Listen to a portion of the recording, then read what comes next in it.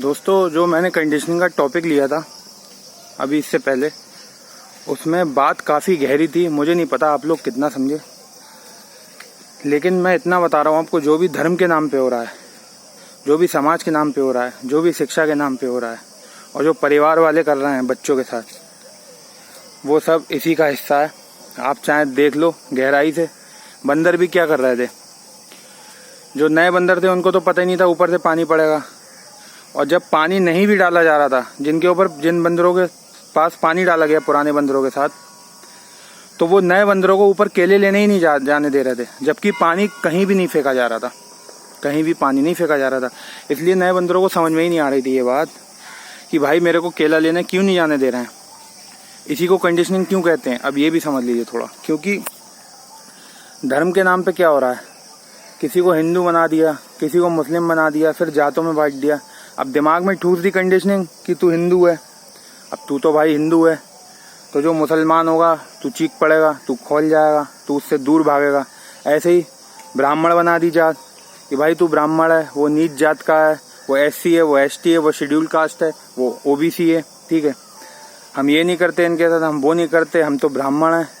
Conditioned हो गए, फिर कूद पड़े। ऐसे ही धर्मगुरु आपको पाप पुण्य पकड़ाते हैं, आपको कंडीशन दे दी।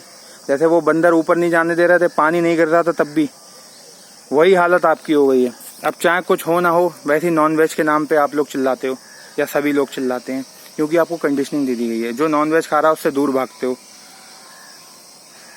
और जो खाना चाह रहा है, जो नहीं खा रहा है, वो अपने आप को बहुत अच्छा समझता है। ये भी एक कंडीशनिंग है। जो खा रहा है उससे दूर भाग रहा हो, ये भी कंडीशनिंग है। क्यों? आपको बता दी गई है वो चीज़, आपको कंडीशनड कर दिया गया है। अब आप ऑटोमेटिक चल रहे हो, अब आपको कोई चला नहीं रहा, आपको कंडीशनिंग चला रही है जो इस धर्म ने आपको दी है, जिस धर्म को आप मानते हो। ठीक है, चाहे वो कोई सा भी धर्म हो, इन धर्म गुरुओं ने दी है कि ऐसा ऐसा होता है हमारे धर्म में। अब वो आपको चला रही है, क्योंकि आपको कंडीशन कर दिया गया है। ये समाज आपको चला रहा है कि ऐसे ऐसे एक्ट करते हैं। ठीक है, ये शिक्षा आपको चला रही है कि ये होता है। ये सारी बुद्धि की उपजी हुई शिक्षाएं हैं।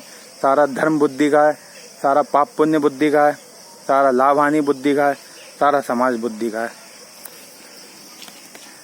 और बुद्धि की इस जीवन में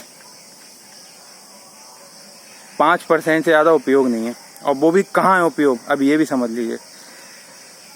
बुद्धि का उपयोग सिर्फ एनालिसिस करने में है। ठीक है, और किसी चीज़ की आवश्यकता खोजने के लिए। इससे ज़्यादा बुद्धि का उपयोग है ही नहीं जीवन में। और हम हर चीज़ में अपनी बुद्धि लगाते हैं। अगर हमको बोल दिया जाए कि ये क्या है, हम उसके लिए भी सोचेंगे, यार क्या है। बुद्धि उसको भी सोचेगी, कहीं कुछ और तो नहीं है, हैं देखूं क्या है।